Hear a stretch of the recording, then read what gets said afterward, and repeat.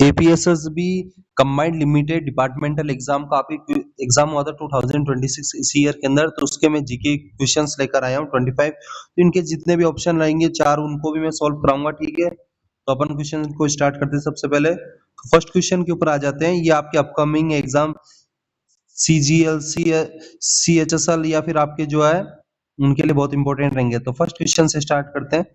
The state bird of Arunachal Pradesh is, तो इसका answer आपको बताना है। तो इसका आंसर आपको थोड़ा टाइम देता हूं। तो इसका आंसर जो होगा आपके ग्रेट हॉर्नबिल होगा, ठीक है। तो the state bird of Arunachal Pradesh is great hornbill. अब इससे रिलेटेड क्वेश्चंस बनाते हैं। हॉर्नबिल है वो आपको पता है किस स्टेट का फेस्टिवल है? तो ये हॉर्नबिल जो आपके फेस्टिवल वो आपके नागालैंड का, ठीक है। ये भी आपको ध्यान रखना, ठीक है। स्पेलिंग वगैरह आप लिख लेंगे तो राइटिंग का देख लेंगे। नेक्स्ट अपन बात करते हैं जो आपके ये है हिमालयन मोनल।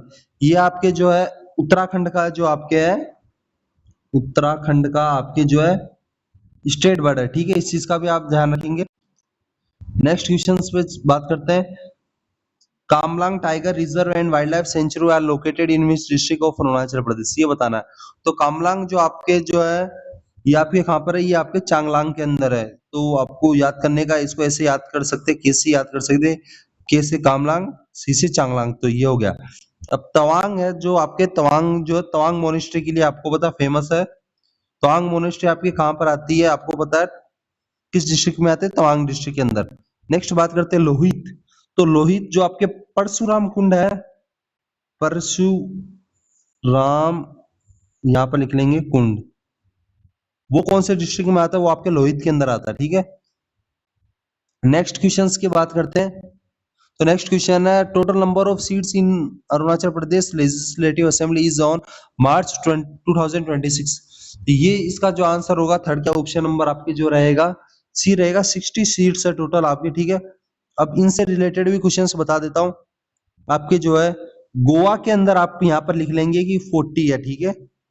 और आपके बात करते हैं सिक्किम के अंदर भी 60 है और आपके जो है यहाँ पर भी 60 है, ठीक है। ये तो आपको होगा। सिक्किम के अंदर जो आपके सीट्स रहेगी वो आपके सॉरी 32 सीट्स है सिक्किम के अंदर, ठीक है।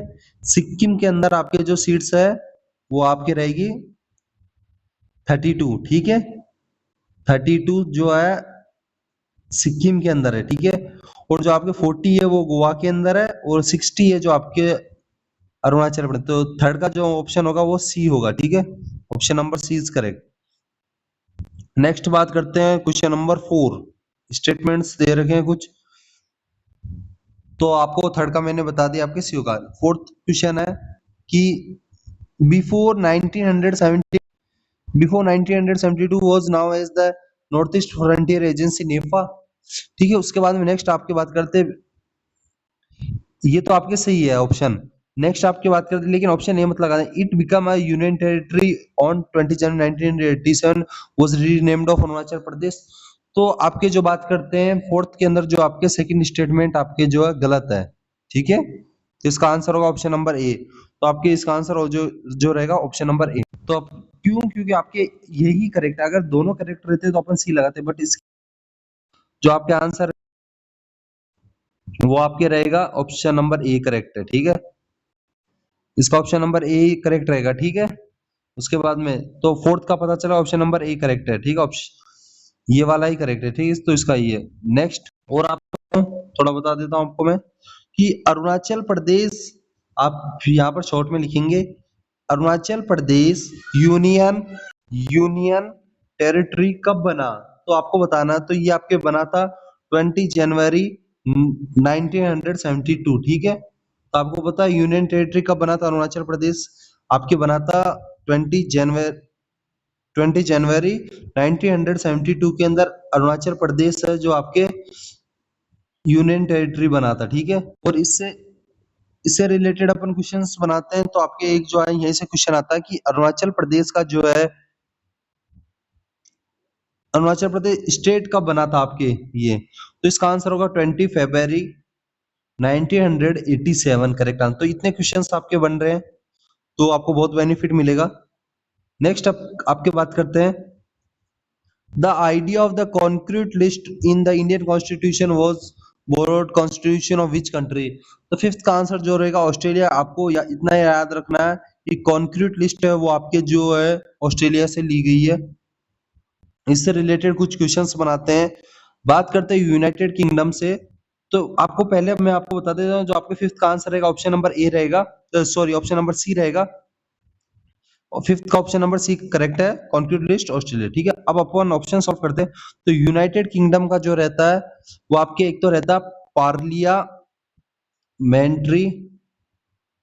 सिस्टम, जो आपके यूनाइटेड किंगडम से है। ठीक है, उसके अलावा बात करते हैं कनाडा से। तो अपन ने जो कनाडा से लिया है वो आपके लिया रिसिड्यूरी, RESDUARY रिसिड्यूरी पावर्स, जो आपके लिए है वो हमने किससे लिए है? कनाडा से लिए। ठीक है, नेक्स्ट आपके बात करते हैं यूनाइटेड स्टेट से। अपन ने क्या लिया है? अपन ने इससे लिए इंपॉर्टेंट क्वेश्चंस यहाँ से भी बन सकता है। फंडामेंटल राइट्स है, फंडामेंटल राइट्स अपन ने किससे लिए हैं? वो यूनाइटेड स्टेट्स मतलब यूएसए से लिए। ठीक है, नेक्स्ट जो आपके, तो इसका आंसर आपको बताया दिया, फिफ्थ का सी रहेगा। ठीक है, सिक्स्थ क्वेश्चन नंबर पे आ जाते हैं कि article 14 of the constitution of India deals with. तो सिक्स का आंसर आपके अगर क्या रहेगा? इसका रहेगा इक्वलिटी बिफोर लॉ। तो आपके आर्टिकल 14 जो कहता है वो इक्वलिटी बिफोर लॉ के लिए कहता है। अब बात करते हैं इनको सभी को। इसका तो ऑप्शन नंबर सी करेक्ट है, बट फर्स्ट ऑप्शन की बात करते हैं, ऑप्शन नंबर ए। ये वाला जो आपके इसके अंदर आपके बताया गया राइट टू फ्रीडम है, वो आपके आर्टिकल जो कौन से है? आर्टिकल 19 है, राइट टू फ्रीडम के लिए। ठीक है, उसके अलावा बात करते हैं ऑप्शन नंबर बी। ये वाला जो आपके रहेगा, ये वाला जो भी आपके राइट अगेंस्ट एक्सप्लॉइटेशन, तो ये जो आपके रहेगा ये आर्टिकल आते हैं आपके 23 और 24 के अंदर आता है। ठीक है, उसके अलावा बात करते हैं ऑप्शन नंबर डी। तो ये जो आपके आता है वो आपके आर्टिकल 25 से 28 के अंदर आता है, फ्रीडम ऑफ रिलीजियस। ठीक है, तो सिक्स का जो आपका आंसर है ऑप्शन नंबर सी करेक्ट है। नेक्स्ट बात करते हैं question number 7। Article 17 of the constitution of India deals with. तो सेवेंथ का जो आपका आंसर होगा एबोलिशन ऑफ अनटचेबिलिटी। इसको याद करने का एक ही चीज है कि अनटचेबिलिटी, जैसे मान लो कोई 17 साल का लड़का या लड़की है, उसको टच नहीं करना चाहिए। तो इससे आप याद कर सकते हैं कि 17 पे आपको पता कैसे बोला जाता है कि 17 पे खतरा रहता है। तो खतरा कब रहेगा? जब अपन को कोई अनटचेबिलिटी कर देता है। ठीक है, टच वगैरह,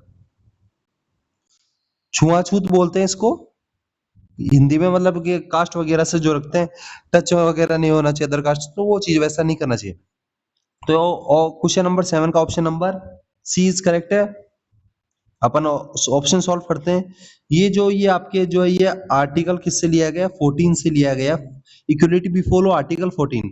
उसके अलावा बात करते हैं प्रोहिबिटेशन, वन सेकेंड, प्रोहिबिटेशन और डिस्क्रिमिनेशन, ये आपके आर्टिकल जो है 15 से रिलेटेड है। ठीक है, उसके अलावा बात करते हैं equality of opportunity in public employment. तो इसका आंसर, इसका जो रहेगा ये आपके आर्टिकल 16 के अंदर आता है। ठीक है, नेक्स्ट बात करते हैं एट्थ।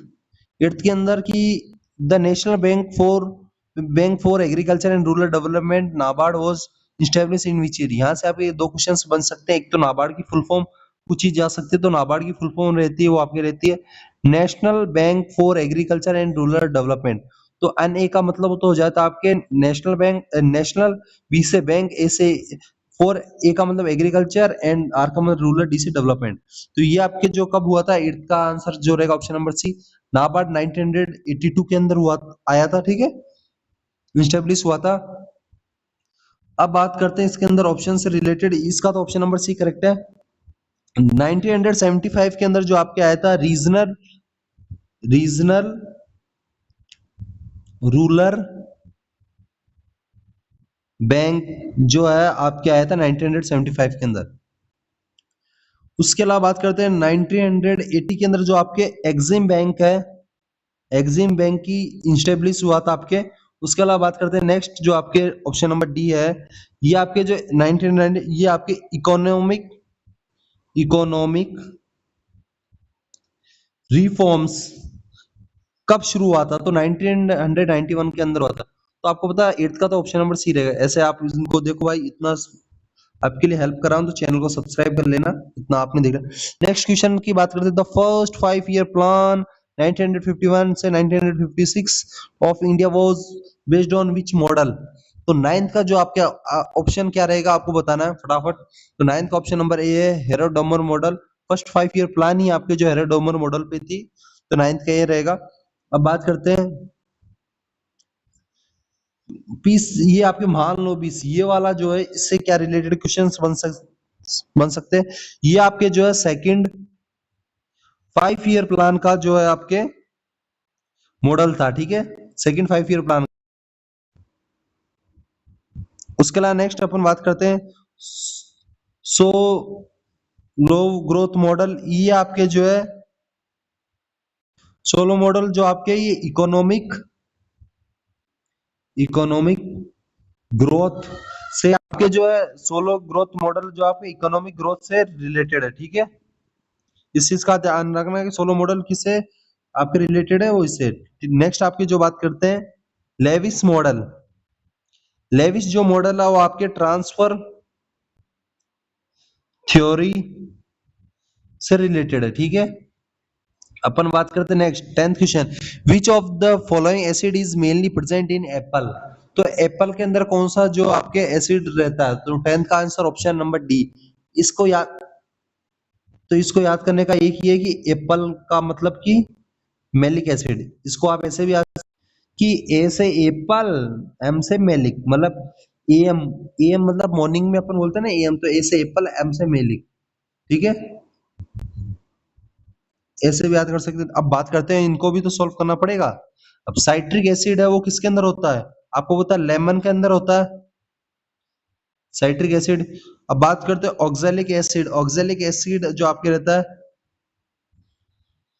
स्पेनिश में आपके जो है ऑक्सैलिक एसिड रहता है। नेक्स्ट आपके बात करते हैं टार्ट्रिक एसिड। टार्ट्रिक एसिड जो आपके रहता है वो आपके रहता है ग्रेप्स के अंदर, खट्टे फल के अंदर, ठीक है। तो ये रह गया। उसके अलावा बात करते हैं नेक्स्ट क्वेश्चंस की। ये क्वेश्चन इंपॉर्टेंट है, athlete foot is disease caused by. तो 11th का जो आपका आंसर रहेगा वो रहेगा ऑप्शन नंबर डी, फंगस, ठीक है। Athlete foot is a disease caused by fungus, ठीक है। अब बात करते हैं 11th के अंदर, देखो 11th के अंदर आपके बैक्टीरिया से रिलेटेड क्वेश्चंस पूछते हैं।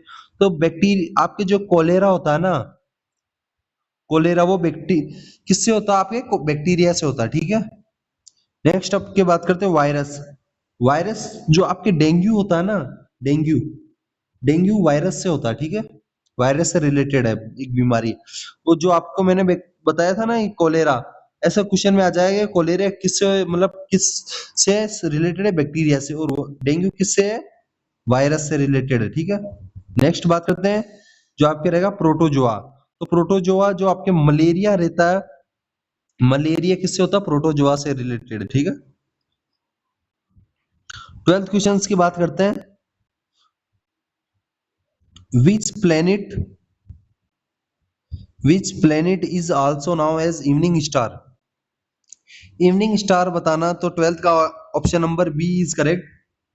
आपके जो वीनस को जो है आपके इवनिंग स्टार बोला जाता है, ठीक है, इवनिंग स्टार। आपके which planet is also now as evening star, which planet is also now as the evening star, Venus, ठीक है। अब अपन इनको भी सॉल्व करते हैं। तो फर्स्ट जो आपके मार्स है, जो मार्स को अपन क्या बोलते हैं, रेड प्लेनेट बोलते हैं, ठीक है। स्पेलिंग पे, इस पे राइटिंग पे मत जाना भाई, पहले बोल देता हूँ रेड प्लेनेट है, ठीक है। उसके अलावा बात करते हैं जो आपके नेक्स्ट जो आपके क्वेश्चन बन सकता है, जुपिटर जो आपके जो है लार्जेस्ट प्लेनेट है, ठीक है। तो ऐसे क्वेश्चंस भी बन जाते हैं। नेक्स्ट आपके बात करते हैं द मोजाम्बिक्यू करंट इज, तो इसका आंसर क्या होगा 13 का, इसका आंसर होगा warm current of the south Indian ocean, ठीक है। Mozambique current is warm current of the south Indian ocean, ठीक है, ये हो गया। अब बात करते हैं इनकी cold current of the Atlantic ocean. तो ये आपके जो है गल्फ स्ट्रीम के अंदर है, ठीक है। गल्फ स्ट्रीम किस ओशियन में आता है, आपके जो आता है कोल्ड, इसके अंदर आता है, ठीक है। नेक्स्ट आपके बात करते हैं ये वाला कोल्ड ऑफ करंट ओशियन, ठीक है। तो ये आपके जो है कुरोशिहो करंट की सोशियन में आता है या आपके आता है इसके अंदर आता है, ठीक है। नेक्स्ट आपके बात करते हैं ऑप्शन नंबर डी के से रिलेटेड क्या क्वेश्चंस बनते हैं। Cold current of the Indian ocean, ये आपके जो आता है पेरू पेरू करंट किस किस प्रकार की है, तो ये आपकी कोल्ड प्रकार की, ठीक है, पेरू करंट, ठीक है। तो इससे भी आप रिलेटेड क्वेश्चंस बना सकते हैं। नेक्स्ट जो आपके रहेगा कि आपके क्वेश्चन आता है कि the first round table conference was held in, तो ये आपके आएगा 1930, ठीक है। ये आपके लगातार चली थी राउंड टेबल 31-32 में 1930, 31, 32 के अंदर, और सारी जो आपके लंदन के अंदर हुई थी। तो इससे रिलेटेड कुछ क्वेश्चन बनाते हैं। 1928 के अंदर आपके साइमन कमीशन आया था, साइमन कमीशन, ठीक है। कब आया आपके 1928 के अंदर। और 1929 के अंदर आपके जो आया लाहौर सेशन, कब हुआ आपके 1929 के अंदर लाहौर सेशन हुआ, ठीक है। तो ऐसे भी आपके क्वेश्चंस पूछे जा सकते हैं, ठीक है। और एक जो आपके क्वेश्चन आता है बहुत बार आता है, गांधी इरविन पैक्ट, ये आपके जो 1931 के अंदर आया था, ठीक है। आप भाई मेरी राइटिंग को मत देखना, कंटेंट को डिलीवर कर रहा हूं वो आप देखो, ठीक है। नेक्स्ट आपके जो है कि आपके वो said the famous slogan Swaraj is my birth and I shall have it, ये आपके किसने बोला था भाई। इसका आंसर भाई इसका होगा बाल गंगाधर तिलक ने कहा था Swaraj is my bright and I shall have it, मतलब कि स्वराज मेरा जन्म सिद्ध अधिकार है, मैं इसे लेकर रहूंगा, ये आपके गंगाधर तिलक ने कहा था। गांधी जी ने क्या बोला था, गांधी जी ने बोला डू और डाई का आपके जो स्लोगन दिया था, ठीक है।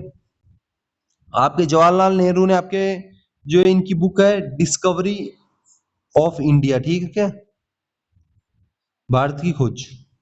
नेक्स्ट जो आपके सुभाष चंद्र बोस ने जो बोला था, इनकी तो बुक थी भाई डिस्कवरी ऑफ इंडिया, ठीक है, उस चीज का ध्यान रखना, डिस्कवरी ऑफ इंडिया, ठीक है। बट आपके सुभाष चंद्र बोस ने बोला था give me blood and I will give your freedom, फिर से लिख लेना, give me blood and I will give you freedom, तुम मुझे खून दो मैं तुम्हें आजादी दूंगा, मतलब give me blood and I will give you freedom, तो मतलब तुम मुझे खून दो मैं तुम्हें आजादी दूंगा। नेक्स्ट क्वेश्चंस की बात करते हैं, who found the Khilji dynasty, तो खिलजी डायनेस्टी का जो आपके आंसर क्या रहेगा, 16 की बात कर लेते हैं। तो 16 के अंदर आपके जलालुद्दीन खिलजी ने जो आपके फाउंड किए थे खिलजी डायनेस्टी को, ठीक है। Who found the Khilji dynasty, Jalaluddin Khilji, इसका 16 का आंसर होगा ऑप्शन नंबर बी। लेकिन हमें तो इनसे भी रिलेटेड क्वेश्चन बनाते हैं। अलाउद्दीन खिलजी का क्या था, मार्केट कंट्रोल पॉलिसी किसने शुरू की थी, वो आपके अलाउद्दीन खिलजी ने, मार्केट पॉलिसी आपके जो अलाउद्दीन खिलजी ने पॉलिसी, ठीक है, इस चीज का ध्यान रखेंगे। नेक्स्ट जो आपके रहेगा कुतुबुद्दीन ऐबक, इन्होंने आपके जो है स्लेव डायनेस्टी के फाउंडर है, ठीक है, कुतुबुद्दीन ऐबक। अब बात करते हैं गयासुद्दीन तुगलक, गयासुद्दीन जो आपके तुगलक है वो आपके तुगलक तुगलक डेंसिटी के फाउंडर है गयासुद्दीन तुगलक, ठीक है। देखो मैं बहुत ही जल्द आपके स्मार्ट बोर्ड भी लेके आ जाऊंगा, बस आप सपोर्ट करना। तो आपको बता दिया है कि 16 का ऑप्शन नंबर बी करेक्ट है, जलालुद्दीन खिलजी, ठीक है। 17 की बात करते हैं, the headquarter of the eastern command of India is located at, तो इसका आपके जो आंसर रहेगा वो आपके रहेगा ईस्टर्न कमांड है, आपको वैसे भी दिख रहा है मैप के अकॉर्डिंग, और आप आइडिया भी लगा सकते हैं ईस्ट में आपके कोलकाता है, तो इसका आंसर कोलकाता होगा। बट अपन को और भी क्वेश्चंस करने हैं, तो इसलिए अपन पूरा देखेंगे। देखो पूरा आपको मैं बता देता हूँ इसके अंदर आपके जो बात करते हैं, सबसे पहले साउथ के अंदर आपके जो चेन्नई के अंदर है साउथर्न कमांड है जो आपकी इंडियन आर्मी की, वो आपके है हेडक्वार्टर इसका जो है पुणे के अंदर है, ठीक है। सॉरी, फिर से आपको बता देता हूँ, आपके इसका आंसर तो ऑप्शन नंबर बी करेक्ट है, लेकिन अपन बात करते हैं चेन्नई। चेन्नई में जो आपके साउथर्न कमांड है, ठीक है, साउथर्न कमांड। और आपके जो है लखनऊ के अंदर है वो आपके है सेंट्रल कमांड, ठीक है, सेंट्रल कमांड लखनऊ के अंदर है। और बात करते हैं जयपुर के अंदर, जयपुर के अंदर भी आपके जो है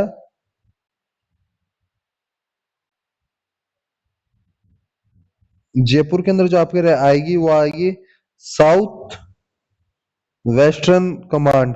देखो आप कंफ्यूज हो रहेंगे, फिर से मैं आपको समझा देता हूं। तो ईस्टर्न कमांड के अंदर आपके जो कोलकाता आता है, ठीक है, ये आपको होगा। अब बात करते हैं, सबसे पहले अपन मेन याद करते हैं। देखो ईस्ट यहाँ पर है, वेस्ट नॉर्थ साउथ ऐसे याद करते हैं। तो ईस्ट के अंदर तो आपके कोलकाता हो गया, ठीक है, कमांड के अंदर। अब बात करते हैं नॉर्थ। नॉर्थ में जो आपके सबसे ऊपर आता है जम्मू कश्मीर, तो आपके जो उधमपुर है, उधमपुर, वो आपके जो आ गया जम्मू एंड कश्मीर, वो आपके नॉर्थ कमांड का आ गया। अब बात करते हैं वेस्टर्न कमांड का। वेस्टर्न कमांड में जो आपके आती है, जो आपकी जगह आती है वेस्टर्न कमांड के अंदर, वो आती है चांदी मंदिर, चंडी चांदी मंदिर, हरियाणा, ठीक है। उसके अलावा बात करते हैं साउथ के अंदर जो आपकी आती है पुणे महाराष्ट्र आती है, ठीक है। फिर से थोड़ा कंफ्यूजन हो गया होंगे आप, चेन्नई मत कर देना, ठीक है। इस चीज का भी आपको ध्यान रखना है, बहुत बार ऑप्शन में चेन्नई रहता, मैं आपके चेन्नई बता रहा, तो थोड़ा गलती से आपके इसलिए ऑप्शन में चेन्नई तो मत करना। साउथर्न कमांड है वो आपके जो, अब फिर से एक बार मैं बता रहा हूँ बार बार, इसलिए क्यों इससे क्वेश्चन बहुत पूछेंगे। ईस्टर्न कमांड हो गया। अब बात करते हैं वेस्टर्न कमांड। वेस्टर्न लिख लो एक बार भाई, बार बार बता रहा हूँ। वेस्टर्न जो कमांड रहेगी वो आपके कहाँ पर रहेगी, ये आपके चांदी मंदिर, हरियाणा, ठीक है, HR। और उसके अलावा बात करते हैं नॉर्थर्न कमांड जो आपकी रहेगी वो आपके उधमपुर, उधमपुर जम्मू एंड कश्मीर, ठीक है। और साउथर्न कमांड जो आपकी रहेगी वो आती है पुणे महाराष्ट्र, ठीक है। उसके अलावा नेक्स्ट क्वेश्चन जो बनेगा आपके सेंट्रल कमांड का बनेगा, तो सेंट्रल कमांड में आता है आपके लखनऊ। इस चीज का भी आपको ध्यान रखना है, ठीक है। और आपके जो नेक्स्ट आता है साउथ वेस्टर्न कमांड के अंदर आपके कौन आता है, साउथ वेस्टर्न कमांड के अंदर आता है जयपुर, ठीक है। थोड़ा सा देख लेना एक बार, मतलब कि आप जो क्वेश्चन को एडजस्ट कर लेना, क्योंकि मैं थोड़ा मेरे फोन की स्क्रीन पे इतना ही शो होता है, इसलिए क्योंकि मैं मेरे हाथ से लिखता हूँ, तो इसके अंदर इतना नहीं। अगर मेरे पास पेन होगा, मैं जैसे बाद में अपन और इम्प्रूव कर लेंगे, ठीक है। अपन डिजिटल बोर्ड वगैरह जो भी रहेगा नीड उस लेके आ जाएंगे, ठीक है। तो ये क्वेश्चन हो गया, इसका आंसर लखनऊ होगा, ऑप्शन नंबर 17 का जो आपके रहेगा ऑप्शन नंबर बी करेक्ट है। 18 क्वेश्चंस की बात करते हैं, बहुत ही अच्छा और इजी क्वेश्चन है। The central forest research institute of India is located at. तो आपको पता है इसकी वैकेंसी भी आई थी CFR की। तो ये आपके जो 18 का आंसर होगा वो आपके कौन सा होगा, option number A correct, Dehradun के अंदर है। आपको पता है the central forest research institute of India located Dehradun, option number A is correct. But अपन को सारे क्वेश्चंस मतलब ऑप्शन को सॉल्व करना है। भोपाल जो आपके MP की क्या कैपिटल है, मतलब मध्य प्रदेश की कैपिटल क्या, भोपाल है, ठीक है। उसके अलावा बात करते हैं शिमला जो आपके हिमाचल प्रदेश की कैपिटल है, ठीक है। और जो आपके बात करते हैं लखनऊ है जो आपकी UP की कैपिटल है, ठीक है। अब नेक्स्ट अपन क्वेश्चंस की बात करते हैं। The seven schedule of the constitution of India deals with. तो आपको पता है ये आपको पता है आपके जो है distribution of between union and state distribution, ठीक है, distribution of powers between union and state government. तो इसके अंदर होता है सीटों का बंटवारा। तो 7 जब फेरे लेते हैं ना अपन, 7 फेरे लेते हैं, तो आपको पता वाइफ भी आ जाती है और आपके जो है हस्बैंड तो है ही, दोनों का जो आधा आधा हक, मतलब इस पे भी इसका हक है, इसके ऊपर, तो मतलब ये डिस्ट्रीब्यूशन होने लग जाता है इनके बीच में, ऐसा तो आप रिलेट कर सकते हैं। तो इसका आंसर जो रहेगा distribution of powers between union and state government, मतलब कि the seventh schedule of the constitution of, मतलब the seventh schedule of the constitution of India, जैसे अपन इसको देख लेते हैं एक बार। The seventh schedule of the constitution of deals with, तो इसका आंसर है distribution of powers between union and state governments, ठीक है, ऑप्शन नंबर इसका जो 17 का रहेगा। नेक्स्ट अपन बात करते हैं नेक्स्ट जो आपका इनसे फंडामेंटल राइट से क्वेश्चंस आते हैं, फंडामेंटल राइट से देखिए ये आपके जो पार्ट 3 के अंदर आता है फंडामेंटल राइट्स, ठीक है, इस चीज का ध्यान रखेंगे। नेक्स्ट आपके जो बात करते हैं अमेंडमेंट ऑफ द कॉन्स्टिट्यूशन, ये आपके जो आता है आर्टिकल 368 के अंदर आता है। उसके अलावा बात करते हैं इमरजेंसी प्रोविजन, ये आपके जो आता है पार्ट किसके अंदर आता है 18 के अंदर आता है, ठीक है। तो ये 18th पार्ट के अंदर आता है, इसको ऐसे भी लिख सकते हैं 18th को कि आपके जो है ये पार्ट 18 आता है, या फिर आप इसको ऑब्लिक ऐसे भी लिख सकते हैं कि XV 11 मतलब कि 10 5 15 16 17 18, तो ये इसका हो जाएगा। तो 19 का आपको पता चल गया, ऑप्शन नंबर जो 19 का रहेगा ऑप्शन नंबर सी करेक्ट है। उसके अलावा नेक्स्ट बात करते हैं 20 क्वेश्चंस की, थोड़ा सा 1 second. The directive principle of state policy are contained in which part of constitution, मतलब कि डीपीएसपी बोला हुआ, मतलब कि directive principle of state policy. तो डीपीएसपी आपको बताना कहाँ से लिया गया, लेकिन अपन बात करते हैं डीपीएसपी किसका है, कौन से पार्ट का है ऐसा, तो आपके जो 1920 का जो ऑप्शन नंबर जो रहेगा डी रहेगा, फोर्थ पार्ट के अंदर आता है जो डीपीएसपी आता है। और बात करते हैं डीपीएसपी कहाँ से लिया गया, आपके आयरलैंड से लिया गया, ठीक है। उसके अलावा बात करते हैं जो पार्ट ऑप्शन नंबर के अंदर पार्ट 2 है वो किससे रिलेटेड है, वो आपकी सिटीजनशिप जो रहते हैं वो आपके पार्ट 2 के अंदर आते हैं। वो पार्ट 3 के अंदर कौन आते हैं, आपके जो आते हैं फंडामेंटल राइट्स आते हैं। फंडामेंटल राइट्स अभी आपको मैंने जस्ट बताया था कहां से लिए गए हैं, आपको भी पता होगा, ठीक है ये।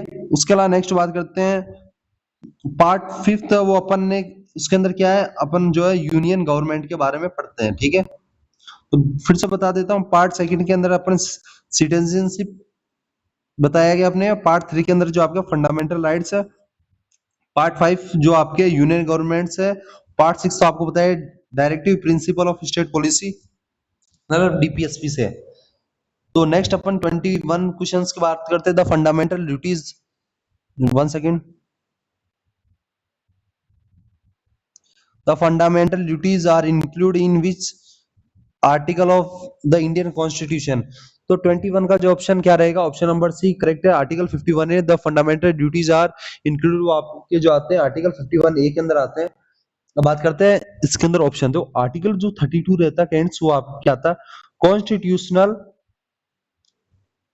कॉन्स्टिट्यूशनल रिमेडीज रिमेडीज, ठीक है, कॉन्स्टिट्यूशनल रिमेडीज आती है आर्टिकल 32 के अंदर।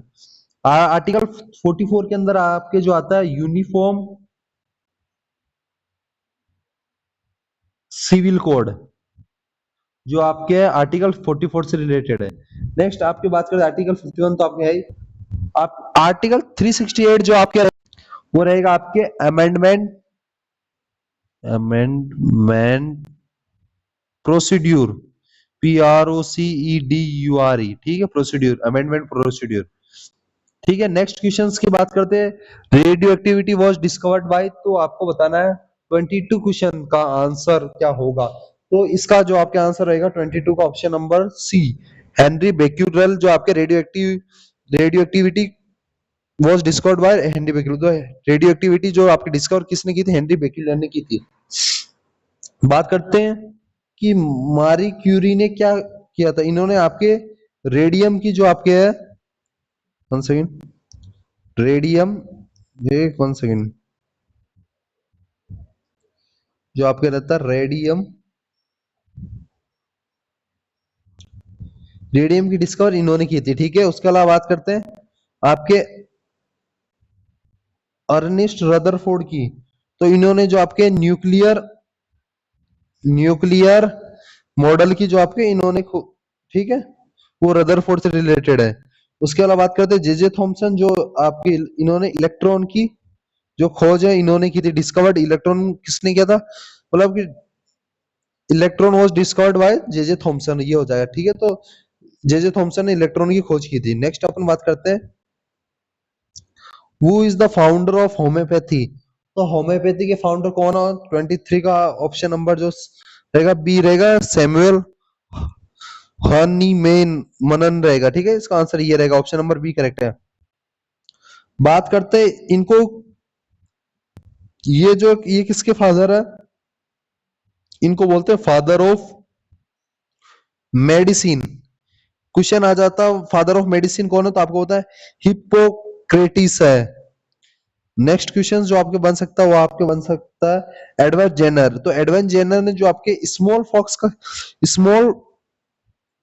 पॉक्स जो आपके टीका था ना, वैक्सीन, वो एडवर्ड जेनर ने बनाया था, ठीक है। एडवर्ड जेनर ने क्या बनाया था, स्मॉल पॉक्स का जो टीका वैक्सीन, वो है स्मॉल पॉक्स वैक्सीन। लुइस पास्टियर ने जो आपके बनाया था, इन्होंने बनाया था पास्ट्यूराइजेशन, ठीक है, पास्ट्यूराइजेशन, ठीक है, ये इनसे रिलेटेड है। नेक्स्ट आपकी बात करते हैं तो आपके पता चले 23 बी है। नेक्स्ट आपके जो 24 क्वेश्चंस की बात करते हैं। In India the, one second,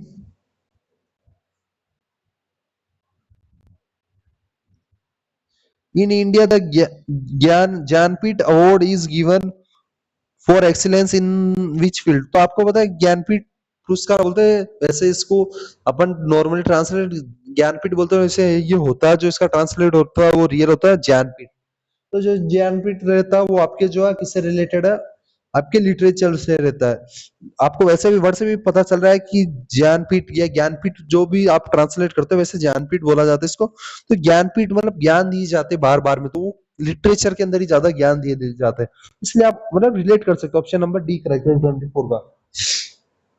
बात करते हैं साइंस। तो साइंस जो आपके शांति स्वरूप स्वरूप भटनागर अवार्ड जो आपके साइंस के अंदर दिया जाता है, ये आप लिख लेंगे, शांति स्वरूप भटनागर अवार्ड किसमें दिया जाता है, साइंस के अंदर। स्पोर्ट्स के अंदर जो आपके जो है एक तो मेजर ध्यानचंद जो मेजर ध्यानचंद खेल रत्न अवार्ड है, वो आपके स्पोर्ट्स के अंदर दिया जाता है। फिर से बता देता हूँ, स्पोर्ट्स के अंदर जो आपके मेजर ध्यानचंद खेल रत्न अवार्ड दिया जाता है। और बात करते हैं म्यूजिक, म्यूजिक के अंदर तो आपको पता है कि तानसेन सम्मान जो आपके म्यूजिक के अंदर दिया जाता है।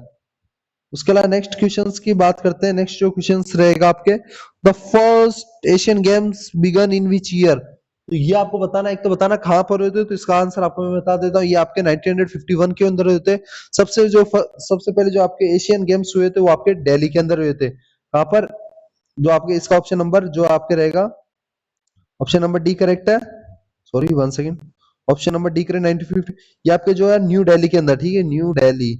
फिर से बता देता हूँ, 1951 न्यू दिल्ली आपके, ठीक है, इसका आंसर रहेगा न्यू दिल्ली,